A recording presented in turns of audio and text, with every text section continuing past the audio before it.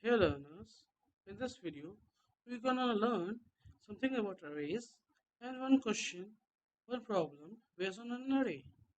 So first of all, what is an array? Arrays are what? It is a collection of data with same data type and also the it is sequential in the memory. So we can see over here there is an example of an array with n elements. So for an elements, it will be there in the memory in the continuous allocation will be there for the array elements, and to the array elements the index starts from 0, and for n minus n elements it will goes on to n minus 1 index. So what is the range of an index for the array of size n? It will be 0 to from 0 to n minus 1, and we can access any element in an array in order of one time complexity.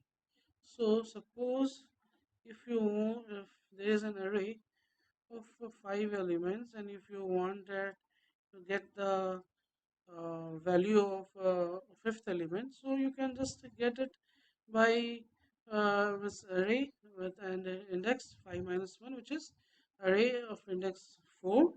With an array of index 4 you can get the fifth element. And if you want to print some elements, so you can just print it by accessing the array for the first element with the index 0. And if you want to get the fifth element array and accessing the fourth element, fourth index, you will get the fifth element. Okay, now just see one problem which is based on an array. So just look over here. So you can see in the question there will be a given an array of uh, size n integers. You have to count. What count? The number of elements which are having at least one element which is greater than the number itself. So you can see our example. So in this array you have to count the number of elements where the elements will which contains there will be one value which is greater than itself. So if for let's see for 6, if there is any greater number which is greater than 6, so yeah, it is there. Then for 4, this you can see there are two number which is greater than 4. So yes, 4 is also, we have to count that. For minus 3, yes, there is some value which is greater than minus 3. For 1 also, for minus 5 also, but for 10, no. You can see there is no number in this array which is greater than 10. And for 5, yeah, there is one integer which is greater than 5. So just count. If you have to count this, let's keep 6, let's count it, such as if you can count this, 6 is there, yes. For 4 is there, 2, then it is 3, it is 4, 5 and 6. So the answer for this means in this example will be 6. So let's see some other example. So for, yeah, in this also 7 is having one element greater than itself. 1 is there at least one element greater than itself. It is also having, so 1, 2, 3, yes. 10 is not having any other element greater than itself. So then we will not count this. Then we will count this 4, yes, which have at least one element greater than 1. We will count this 2, yes, it will have one element greater than 10, and this 10, no. For this, no, there will be no element which is greater than 10, so we will not count it. So 1, 2, 3, 4, 5. So answer will be what? 5. So in this example, you can see for this element there is no element greater than itself. This also, and this also, this also. So answer for this will be what? 0. So what can be the brute force approach for this? You can just brute force approach can be that first you will run one loop, and for every element in the array, and you in the inner loop you can just again just run the loop from 0 index 0 to n minus 1, just checking that if there is for every element, you can check that if there is at least one element greater than itself. So it will have a bigger time complexity of n square, because you are using one loop and one inner loop of size n, so the time complexity will be n square. So there can be some optimized solution for that. So if you know the optimized solution, just pause this video and do comment in the comment box. And now just proceed further to see some optimized solution for this.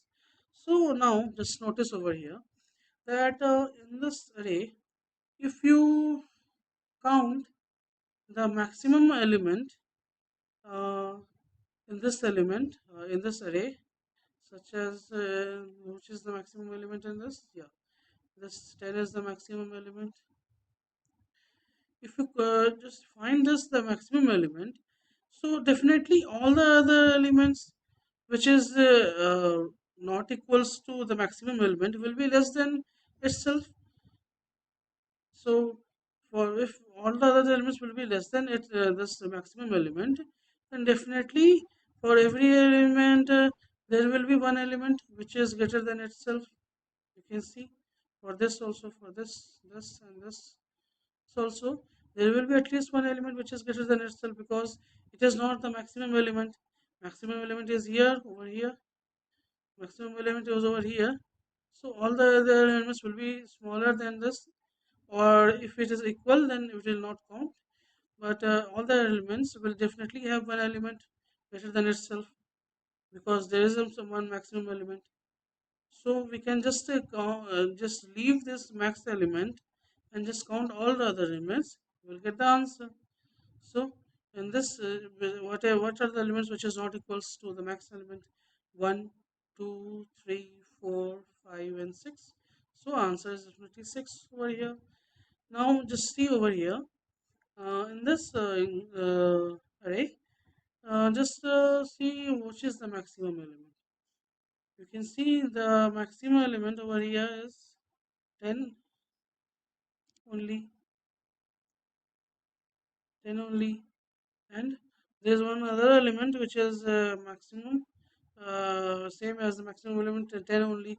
So we will not count this element. This element, we will just count the other elements which are present over here.